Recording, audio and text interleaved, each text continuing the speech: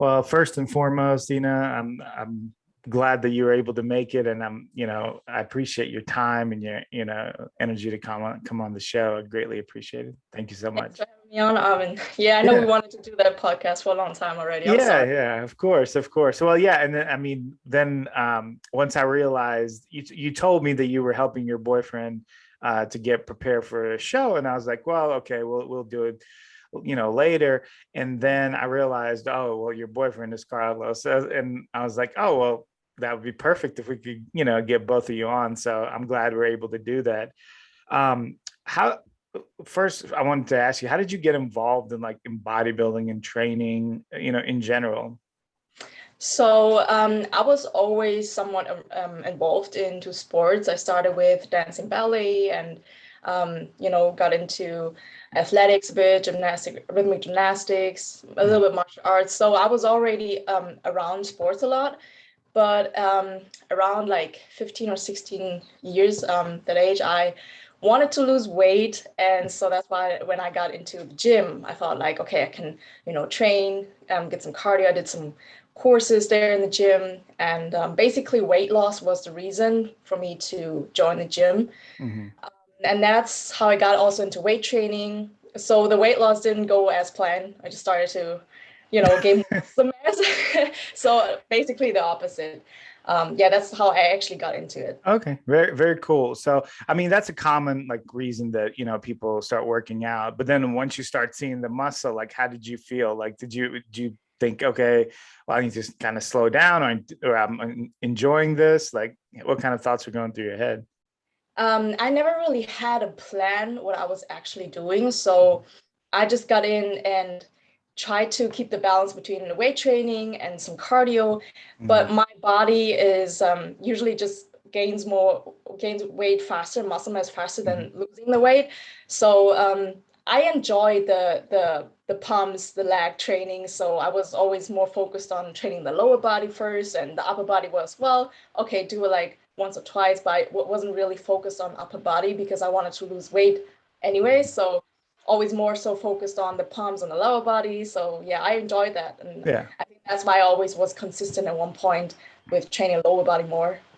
Yeah. So to speak on that, obviously, Carlos won the NPC nationals at the super heavyweight. So he's following his aspirations of competing and doing very well. With you're instrumental in that. What about yourself? Forgive me, I don't know your competitive history. Have you competed in the past, or are you just starting to do this now? Yeah, I'm just starting now. I haven't competed yet. So I'm with Robert Full.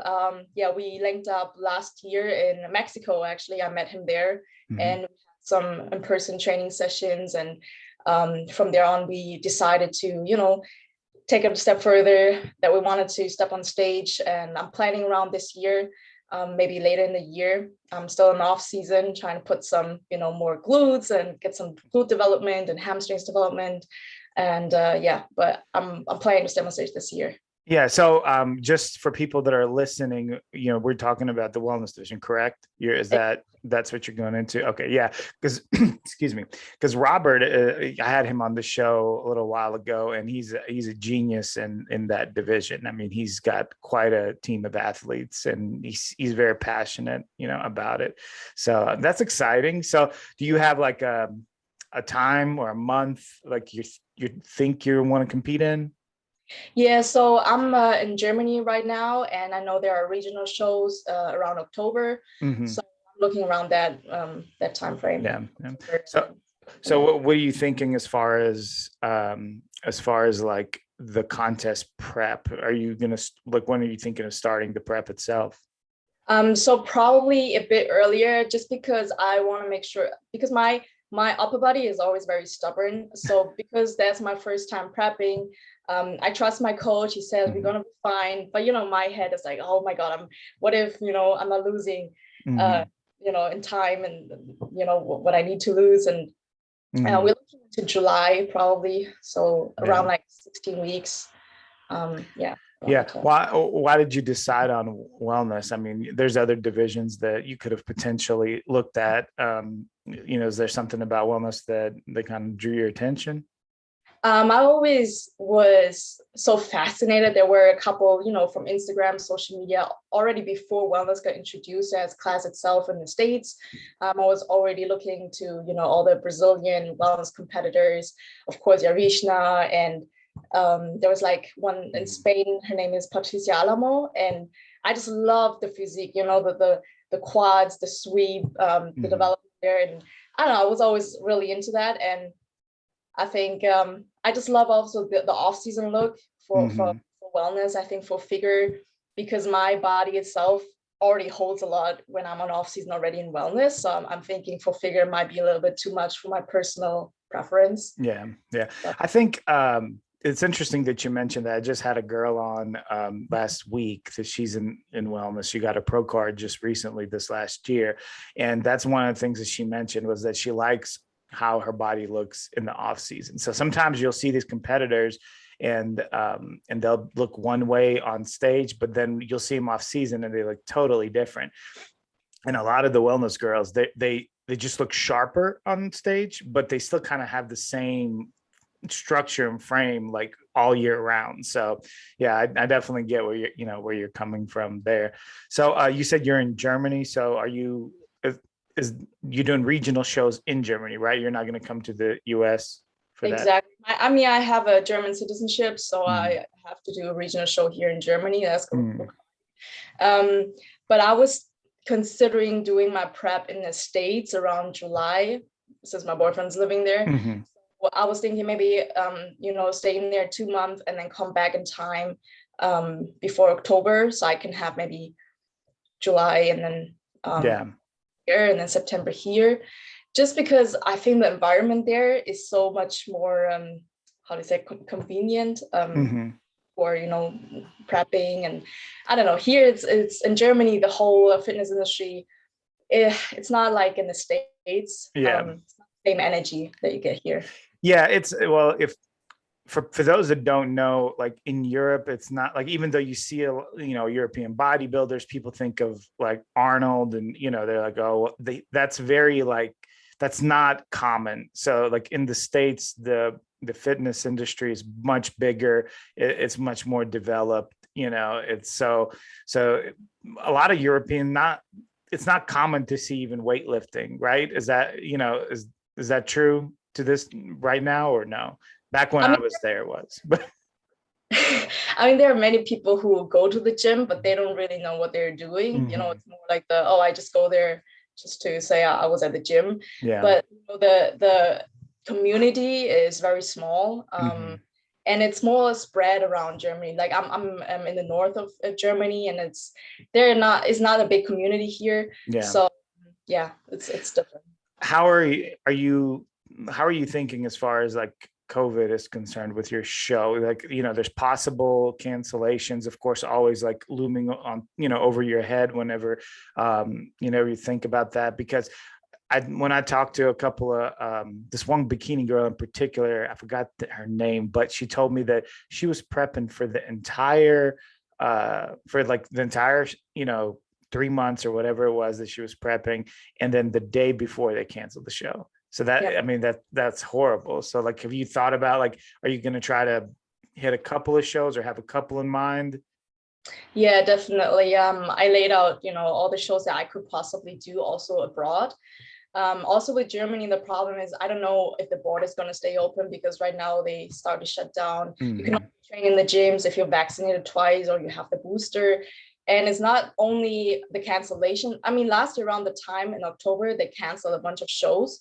So I hope they figure it out for this year. But I just hope that for one, they don't cancel. For two, that I don't catch COVID.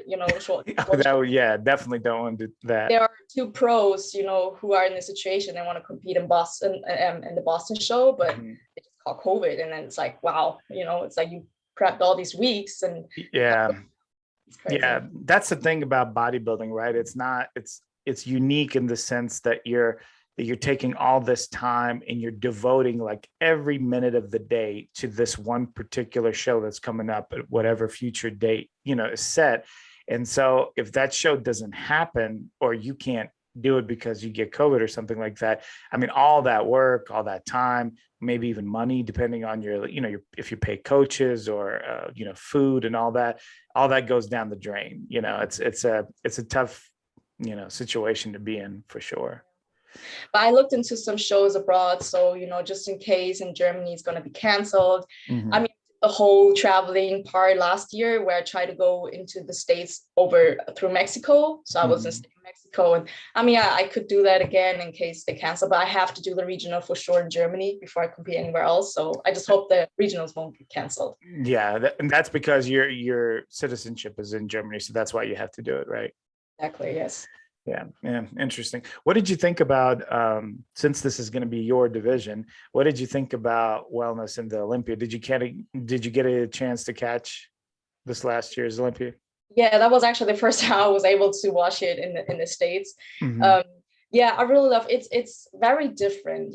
They all have very different structures. If you compare Angela to Yarishna, Mm-hmm. Yarishna to Francia. So I think that is still very interesting about the whole wellness division, that it's still not really, it still doesn't has like bikini, you know what you're looking for. Mm-hmm. And it always depends on, okay, what the judges are right now looking for. But yeah, so that's why I think it's still very exciting. So I guess my question from the standpoint of, did you feel like Fran was the right choice, or would you have chosen someone else? Like, who were you favoring to win the Olympiad? I think Fran is setting a good standard for the wellness division. As I said, it kind of depends on what the judges want to see. If it's more, because Yarishna does have a very different physique if you compare it to Fran, and also Isa, it's very different. So I think it was a good choice. I met Fran in Mexico as well, and I think he's a really good example for Olympia status. Oh, yeah. Out again. Yeah. It's also, I feel like she's a good choice too, because she's essentially like a more built like bikini competitor, right? Some of the wellness girls almost borderline their legs to like bodybuilder status, and I don't know if that's what they're going to be looking for in the future. I'm not sure, but that's not what I'm thinking of when I think of a wellness competitor, Makes sense. Yes. Yeah. So anyways, so where did you, if you don't mind me asking, where did you learn English in Germany, or because your English is very, very good? Oh, thank you. I'm working on it. I'm trying to get rid. You hear accent here and there, but I'm trying to work on it.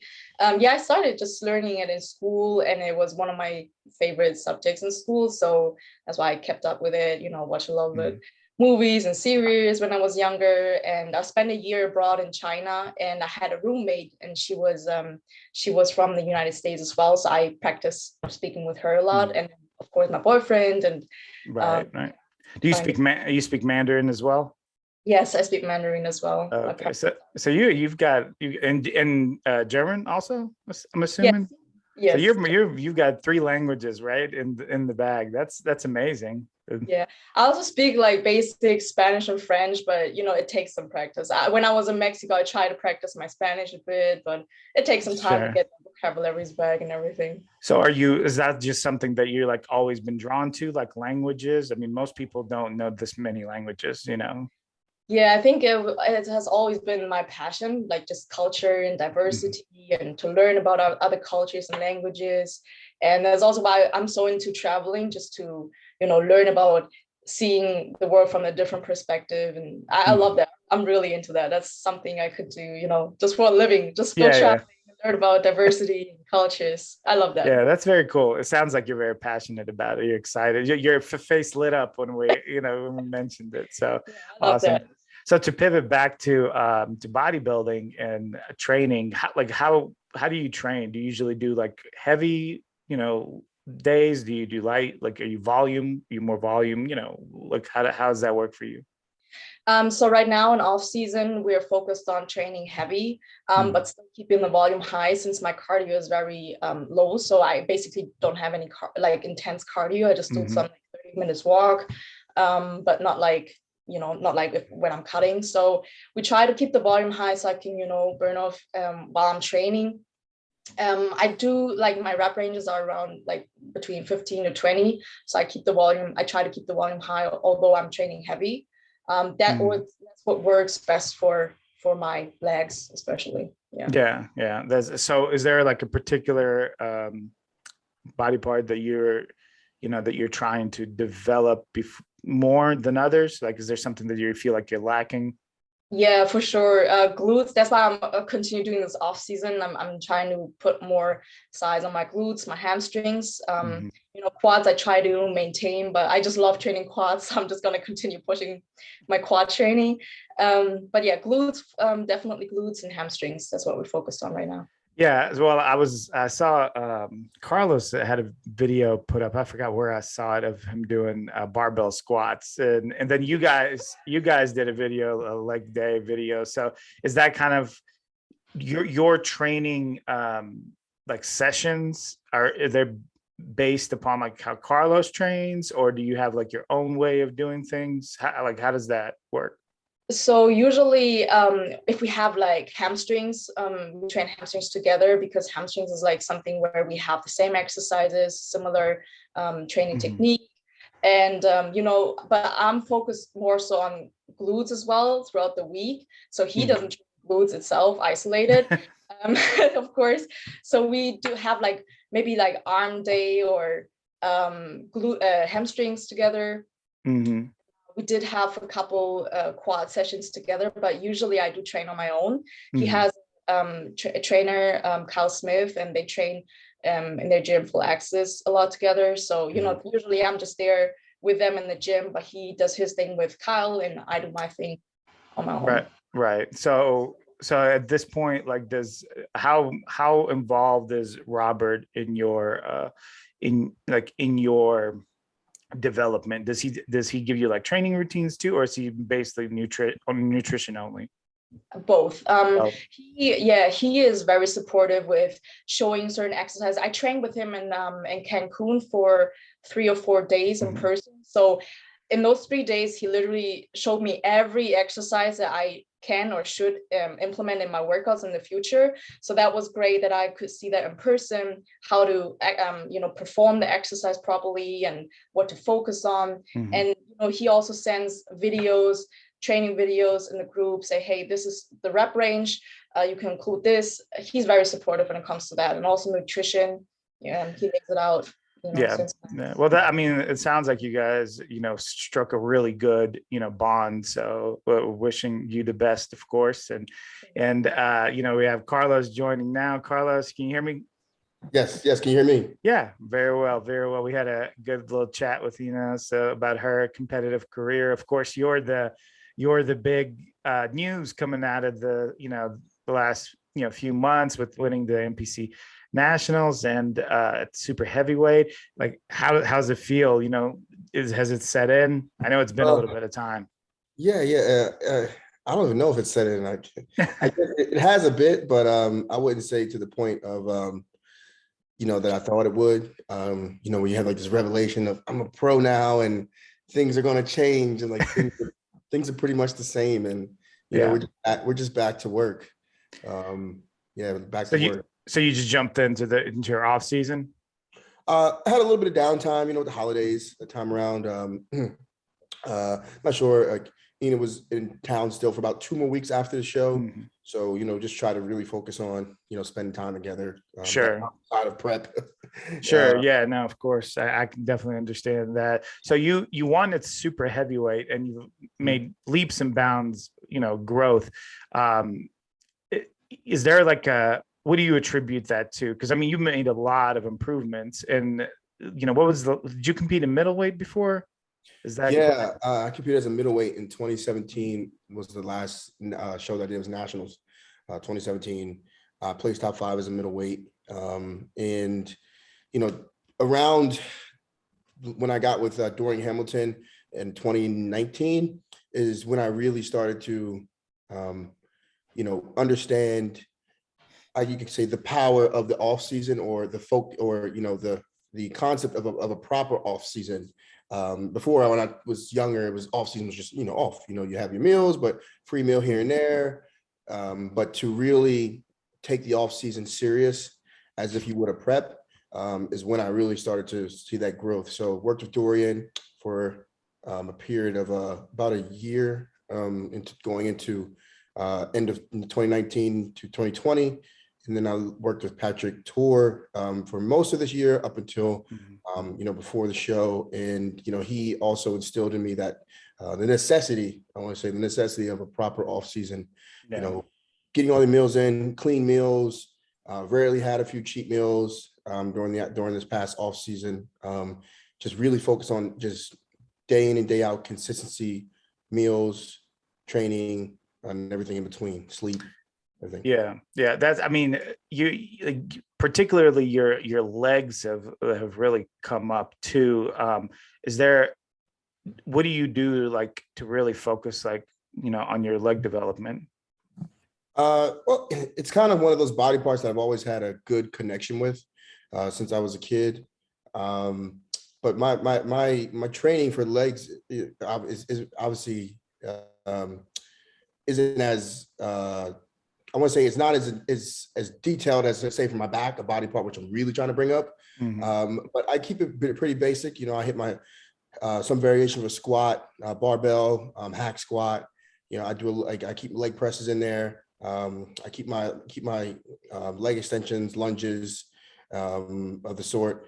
But I also like to include like some intensifiers. I'll do my drop sets. I'll really focus on the eccentric, controlling the movement. And I work through all rep patterns too, rep ranges. So we do low, 6 to 8, 10, 12, sometimes up to 20. So that's what I really do is I work my legs through a variety of rep ranges and through a variation of amount of load as well. So we try to keep it as heavy as possible, but under control. That's interesting that you talk about, controlling the weight and the negatives and everything like that, because I remember, I think Dorian was the one that talked about it, that if you're just letting the weight drop, you're missing like half the workout, like half the exercise. So now I find that a lot of people are, do that and they miss out on all the development that they could get, which obviously by your success, it's like that, you're doing it right. So, you've completely, I should say, you haven't completely went away from barbell squatting, right? Because a lot of people will like completely eliminate that and just do machines. No, I still like to do my barbell squats. It's something that I've done since I started training, right? So I love to do them. And, it's kind of like, if I couldn't do them, then I wouldn't like training legs. It'd be like, why? It wouldn't bring me any joy. So I like to push myself and I like to test my limits on them within reason. So I still like to keep them in. Right now, we kind of cycled off them just for a bit to kind of give my body a bit of a break and work more in a stable environment. So my first movement, it was the barbell hack squat, but right now it's the hack squat. And we'll work that for a few more weeks and then eventually move back to the barbell squat. So I like to keep them in, but don't get me wrong. I do switch them out every now and again. Got it. So, as I had mentioned, I spoke with Ina a little bit. It touched on, you during our conversation, but I know she's a big support for you. And I also, from other interviews that I've watched with you, that your father is also a big support, for you. But specifically in Ina's case, like, what did it mean to you to have her there? Everything, man, like everything, like I couldn't have got this done without her here. I'm 100%, sure of that. Like it would have not went down at all. Mentally, I probably would have tapped out, a long time ago because it was such an arduous prep, to be honest with you. Not only physically, but just mentally and emotionally, and spiritually, so, having her there to, not only just push me in the gym because she did kick my ass in the gym times, but, to just be there, to come home after a long day where I'm like, I don't want to do cardio. I'm so tired. My feet hurt, and she's like, all right, you got this, and just like really just instilling a lot of faith in me. So yeah, it was just everything, man. Like I said, this prep would have not went down. And I wouldn't be where I am today. Like finishing the prep and winning the pro card without having her. Yeah, that's a beautiful thing. It's amazing how like you speaking about it is is really awesome, and I see her smiling there in her little box up there when you're talking about it. So yeah, man. Yeah, I get emotional myself, dude. Like, it's very hard to convey in words, because of just the experience. But if anybody could walk, those past 3 months in my shoes, they'd understand. Yeah, and also like I think that people sometimes feel like they have to like seclude themselves from from their families and what to work through a prep, and obviously from your experience your loved ones can be a great motivator too. Yeah, everyone had a huge partner. My mother, my father, my sister, like my trainer Kyle Smith. It's like a brother to me. Like, he was there for me as well. Like, everyone within my close circle had we're a team. Yeah. And it may be an individual sport, and the fact that I may be on the stage, right, but everything else is a collaborative effort, and it wouldn't have went down if Ina wasn't here. It wouldn't have went down if I didn't have my dad. If any piece was missing from and then at the ending part, Cash and my working as my coach the last 10 days, and then Kenny Wallach working as my posing coach, it wouldn't have went down the way it was supposed to go down. So I'm very convinced of the fact that everything happened for a reason, and these people were in my life, and they all contributed a major part into what happened. And that's why I always say like I didn't do it, like we did it. Like the thing is, we say like we did it. We did it. Yeah. That's a powerful message, because a lot of times people think of bodybuilding as a selfish sport. Well, they obviously haven't listened to you speak about it. So if they did, they would not feel that way. So but I was going to ask you also, so what future plans? You got your pro card, you won super heavies, like what now? Well, right now it's just working this bodybuilding, doing the business of bodybuilding. I hit the ground running straight out of the gates. Ina knows, like, we came back from the thing, we were still hitting cardio, we were still training. Even on Christmas Day, we were like, we got to find a gym, we got to get it in. New Year's Day, we got to go, we got to get it in. So we didn't really, but that's what we love to do. So it's not really like a problem for us.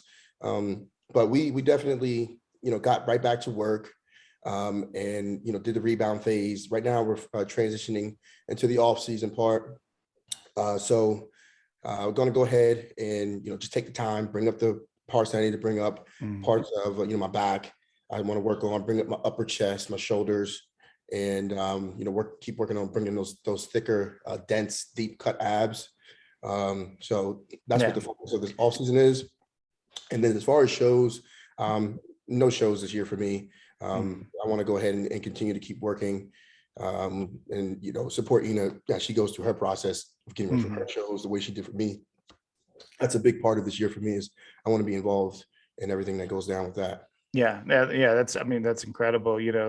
Definitely, gives us, it's rewarding to have somebody, be in your corner, and that way you can also show them, how much you care about being in theirs, for their process. So especially you already going through it, how tough it is. It's like you can really assist with that as well. So that's something that I'm sure she appreciates. So, so no shows this year. Do you have like a target? Like, do you like even next year? Is there some like a particular show you want to do? Like, I want to do the Chicago, bro. I want to do whatever, that might be. Yeah, the show that I definitely want to do is the New York Pro next year.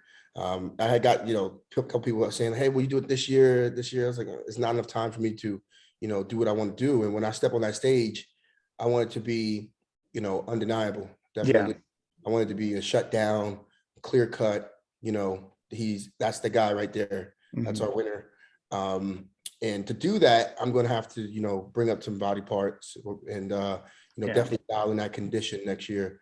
So I don't want to rush the process right now. And as I said, I also want to be there as, Ina goes through her preps and and finishes up her off season. Sure. So, Yeah, sure. New York Pro 2023. Well, New York is a great show for you to do, because historically people that have won that show have gone on to do like amazing things. So, if you can, work yourself into that top, 5, maybe even win the show, that would be fantastic. I mean, that's a great show to choose.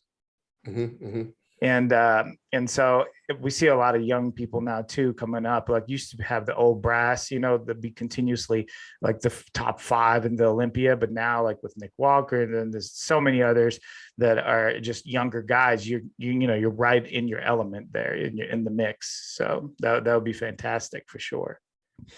So hey, Carlos, first I want to appreciate, tell you I appreciate your time. Thank you so much for coming on. Ina, very grateful as well. And if anybody wants to get in touch with you guys, for any like coaching tips or training or anything like that, like what would be the best way for them to reach out to you? I think it would be, I don't know, Instagram. We also have a YouTube, but we try to get more content as soon as I go over. Yeah, probably Instagram. Awesome. And Carlos, for you? Yeah, same thing. Right now you can reach me through, my Instagram, it's Carlos_Thomas Jr. And then on our Thighs and Buys YouTube channel, we'll definitely be rolling out some content coming up soon. So that's an awesome name, by the way. Thank you. Right? I thought so too. I love it. So, yeah. It's really catchy. Yeah. Yeah. So we'll be rolling out some more couples workouts, training together, in the near future. So looking forward to that as well. Yeah, that's a niche spot to be in. You don't see that a lot of individual stuff, but you don't see a lot of people like where, showing how couples can train together. It's like I train with my wife, and if you were to look on YouTube, there's not that much out there. So that's perfect. That were great for people. Yeah. All right. Well, and I'll link everything at the bottom, guys. So, so it'll be easy to access. And again, thank you so much for your time, guys. Thank you for having us. Appreciate it.